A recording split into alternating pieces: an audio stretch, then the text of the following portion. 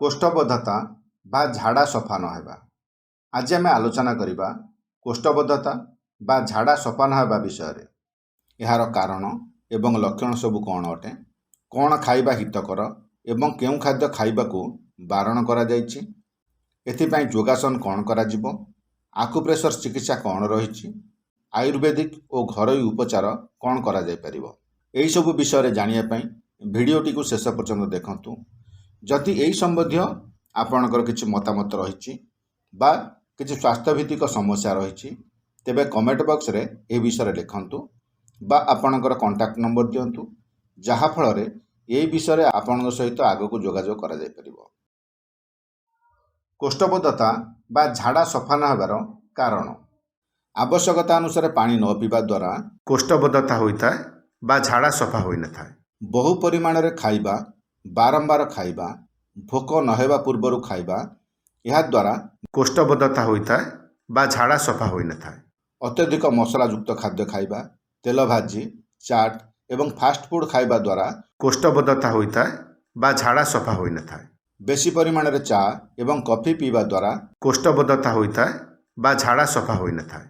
मदपान, धूम्रपान, निशा करबा द्वारा यह मध्य होता है। जेतिकी दरकार सेतिकी परिश्रम न करिबा, व्यायाम न करिबा फल मध्य कोष्ठबद्धता होता है बा झाड़ा सफा होई न थाए। बेसी समय धरी ऑफिस बा फैक्ट्री रे बसिबा द्वारा यही रोग होता है। कोष्ठबद्धता बा झाड़ा सफा न हेबार लक्षण सबू कौन? झाड़ा सफा न हेबा यार मुख्य लक्षण अटे। छाती रे जला पड़ा हेबा, अल्प खाइले पेट पूर्ण बोली अनुभव हेबा, भोक न हेबा, पेट फांपिबा एवं पाकस्थली रे पीड़ा हेबा, खाई सारिबा परे अस्वस्थि लागिबा, अरुचि आसिबा यार आउ एक लक्षण अटे। एथिपाई खाद्य संबंधी कटकणा कौन करा जिवो? चा, कॉफी, मद, निशा द्रव्य, धूम्रपान ठारू दूर रे रुहंतु। अति गरिष्ठ भोजन न करंतु। अत्यधिक मसलायुक्त खाद्य, तेल भाजी, चाट, फास्ट फूड खाइबा बंद करंतु। अति गरम और अति ठंडा पदार्थ सेवन करंतु नाही। बासी एवं पचासड़ा खाद्य खांतु नाही। मैदारे प्रस्तुत खाद्य खांतु नाही। एथिपाई कौन खाइबा भल? बेल और बेलपत्र अभ्यास करी नियमित खांतु। खाद्य रे अदा और गोलमरीच व्यवहार करंतु। शुंठी, लेंबू, घोल दही, संध्याव लवण आदि औषध परी काम करे, तेणु यही सबको खाद्य रे बेसी परिमाण रे व्यवहार करंतु। खाइबा समय पुदीना पत्र चटणी व्यवहार करंतु। पाचिला अमृतभंडा एवं काकुड़ी खाइबा भल। फल और सबुज पनीपरिबा खाद्य रे बेसी परिमाण रे व्यवहार करंतु। कोष्ठबद्धता और झाड़ा सफा न हेले कौन सब बारण करा जिवो? अत्यधिक मसलायुक्त खाद्य, तेल भाजी, चाट, फास्ट फूड खाइबा बंद करंतु। अत्यधिक भोजन, बारंबार भोजन प्रकृति छाड़ी दियंतु। मादक द्रव्य, निशा द्रव्य, मदपान, धूम्रपान आदि वर्जन करंतु। अत्यधिक क्रोध, चिंता ठारू दूर रे रुहंतु। आलस्यता ठारू दूर रे रुहंतु। प्रतिदिन आवश्यक अनुसार व्यायाम करंतु। यही रोग हेले कौन सब नियम पालन करा जिवो? आवश्यकता अनुसार पानी पियंतु। प्रतिदिन सकाळे खाली पेटरे मुह न धोई 1 ग्लास बासी पानी पियंतु। पेट सफा करने आवश्यक पदक्षेप नियंतु। कोष्ठकाठिन्य हेबाकू दियंतु नाही। अत्यंत सप्ताह थरे उपवास करंतु। से दिन लेंबू शरबत, क्षीर, पैड पानी आदि तरल पदार्थ खूब पियंतु। खाद्य को संपूर्ण रूपे चोबाई चोबाई खांतु। शोइबार 1 घंटा पूर्वरु भोजन शेष करंतु। 6-7 घंटा अंतर रे खाइबार अभ्यास करंतु। राति रे शोइबा पूर्वरु 1 ग्लास उषुम क्षीर पीवा भल। खाई सारिबा परे वज्रासन रे बसंतु। एथिपाई योगासन और प्राणायाम कौन करा जिवो? कोष्ठबद्धता और झाड़ा सफा न हेबारु मुक्ति पाइबा पई पवन मुक्तासन, भुजंगासन, वज्रासन और सर्वांगासन आदि अभ्यास करंतु। एथिपाई आकुप्रेशर पॉइंट, कोष्ठबद्धता एवं झाड़ा सफा न हेबा आदि जाबत्य पेट रोगरू उपशम पाइबाकू चाहूतिले निम्न पॉइंट बा बिंदु मानकरे आकुप्रेशर स्टिक किंबा पेंसिल गोलाकार अग्रभागरे प्रेशर दियंतु। UB20 एवं UB21 मेरुदंडर 1 आंगुली डाहाण पाखकू ପିଠି ପାଖରେ ଅଣ୍ଟା ସିଧା ଅବସ୍ଥିତ। CV12 ପିଞ୍ଜରା ଅସ୍ଥି ତଳକୁ ସାମ୍ନା ପାଖ ସିଧା ସାମାନ୍ୟ ତଳକୁ ଅବସ୍ଥିତ।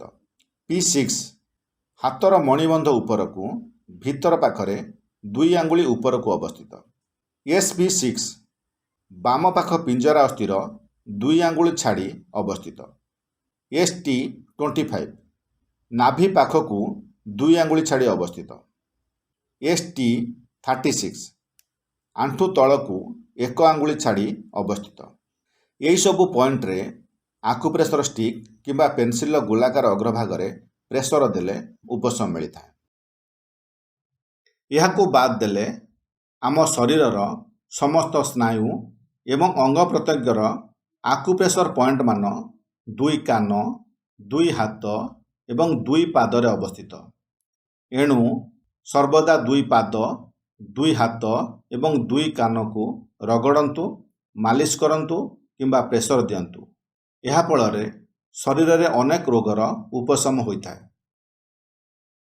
କୋଷ୍ଠବଦ୍ଧତା ବା ଝାଡ଼ା ଯଦି ସଫା ନ ହୁଏ, ସେଥିପାଇଁ କିଛି ଆୟୁର୍ବେଦିକ ଓ ଘରୋଇ ଉପଚାର। ପ୍ରଥମେ ଝାଡ଼ା ସଫା ହେବା ପାଇଁ ବ୍ୟବସ୍ଥା କରନ୍ତୁ। 5-6 ଚାମଚ ଗୋମୂତ୍ର ସହ ସାମାନ୍ୟ ଲୁଣ ମିଶାଇ ପିଇଲେ ପେଟ ସଫା ହୋଇଥାଏ। ଧ୍ୟାନ ଦିଅନ୍ତୁ, ଯଦି ଆପଣ ଗୋମୂତ୍ର ସେବନ କରୁଛନ୍ତି ତେବେ ଗର୍ଭଣୀ କିମ୍ବା ରୋଗିଣା ଗାଈର ଗୋମୂତ୍ର ସେବନ କରନ୍ତୁ ନାହିଁ। ଛୁଆ ଦେଇନଥିବା ମାଇ ବାଛୁରୀର ଗୋମୂତ୍ର ସବୁଠାରୁ ଶ୍ରେଷ୍ଠ ଅଟେ। ପ୍ରତିଦିନ ସକାଳେ ଖାଲି ପେଟରେ 1 ଚାମଚ ହରିଡ଼ା ଗୁଣ୍ଡ ସହ 1 ଚାମଚ ଗୁଡ଼ ଗୋଳାଇ ଏହାକୁ ଉଷୁମ ପାଣିରେ ସେବନ କଲେ ଝାଡ଼ା ସଫା ହୋଇଥାଏ। ପ୍ରତିଦିନ ରାତିରେ ଅଭ୍ୟାସ କରି ତ୍ରିଫଳାର ଚୂର୍ଣ୍ଣ ସେବନ କରନ୍ତୁ। ଏହା ଫଳରେ ପେଟ ସମ୍ବନ୍ଧୀୟ ଅନେକ ରୋଗ ଭଲ ହେବା ସହ ଝାଡ଼ା ମଧ୍ୟ ସଫା ହୋଇଥାଏ। ଭୋଜନ ପୂର୍ବରୁ 5 ମିଲି ଅଦା ରସରେ ସାମାନ୍ୟ ସନ୍ଧବ ଲବଣ ମିଶାଇ ଖାଇଲେ ଅର୍ଜିନ, ଅରୁଚି ଓ ଅଗ୍ନିମାନ୍ଦ୍ୟ ହେବ ନାହିଁ। ଗୋମୂତ୍ର ହରଡ଼ ଚୂର୍ଣ୍ଣ ସେବନ କରିବା ଦ୍ୱାରା ଅମ୍ଳ, ବାୟୁ ବିକାର, ଅର୍ଜିନ, କୋଷ୍ଠବଦ୍ଧତା ଏବଂ ଅମ୍ଳପିତ୍ତ ଭଲ ହୋଇଥାଏ। ହରିଡ଼ା ପେଟ ପାଇଁ ବରଦାନ ଅଟେ। ଅଭ୍ୟାସ କରି ହରିଡ଼ା ଖଣ୍ଡ ସେବନ କରନ୍ତୁ। ଏହାଦ୍ୱାରା ବାୟୁ ବିକାର, ଅର୍ଜିନ, କୋଷ୍ଠବଦ୍ଧତା ଏବଂ ଅମ୍ଳପିତ୍ତ ମଧ୍ୟ ଭଲ ହୋଇଥାଏ।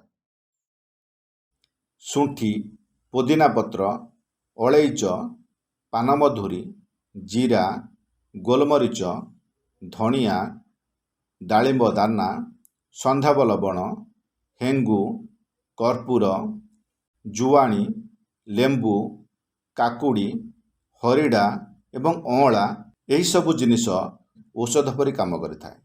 ଏହାକୁ ଖାଦ୍ୟରେ କିମ୍ବା ରୋଷେଇରେ ମସଲା ଭାବରେ ଅଧିକ ମାତ୍ରାରେ ବ୍ୟବହାର କରନ୍ତୁ। ଏହା ଥିଲା କୋଷ୍ଠବଦ୍ଧତା ବା ଝାଡ଼ା ସଫା ନ ହେବା ବିଷୟରେ ଆଜିର ଆଲୋଚନା ଏବଂ ଏହି ସମ୍ବନ୍ଧୀୟ ସମସ୍ୟା, ଏହାର କାରଣ, ଲକ୍ଷଣ ଏବଂ ଏଥିପାଇଁ କିଛି ଘରୋଇ ଓ ଆୟୁର୍ବେଦିକ ଉପଚାର ବିଷୟରେ। ଯଦି ଏହି ସମ୍ବନ୍ଧୀୟ ଆପଣଙ୍କର କିଛି ମତାମତ ଅଛି ବା କିଛି ସ୍ୱାସ୍ଥ୍ୟଭିତ୍ତିକ ସମସ୍ୟା ରହିଛି, ତେବେ କମେଣ୍ଟ ବକ୍ସରେ ଏ ବିଷୟରେ ଲେଖନ୍ତୁ। ଆଗାମୀ ଅଧ୍ୟାୟରେ ଆଲୋଚନା କରିବା ଏମିତି କିଛି ରୋଗ ବିଷୟରେ, ଏହାର ତଥ୍ୟ ଏବଂ ଉପଚାର ବିଷୟରେ। ଧନ୍ୟବାଦ।